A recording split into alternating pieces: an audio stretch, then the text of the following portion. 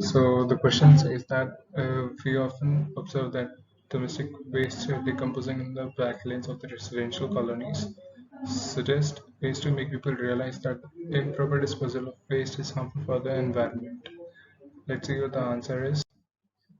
Some of the ways to make people realize that improper disposal of waste is harmful to the environment are like improper decomposal of waste will serve as a breeding ground for the mosquitoes, which will create the favorable conditions for some viruses to spread, various diseases to occur like dengue, malaria, and second is improper disposal of waste will release harmful gases in the environment, which makes the environment unclean and unhygienic for normal living of organisms, like the vital organisms that present in air and soil.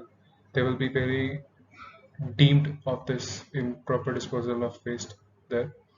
And the third one, the waste will flow into water bodies along with the river, along with the rainwater, and become a threat to the aquatic organisms like fishes. For fishes, like their gills get blocked by these waste materials that flow into the river, which then flows into the oceans and seas and making their life hectic.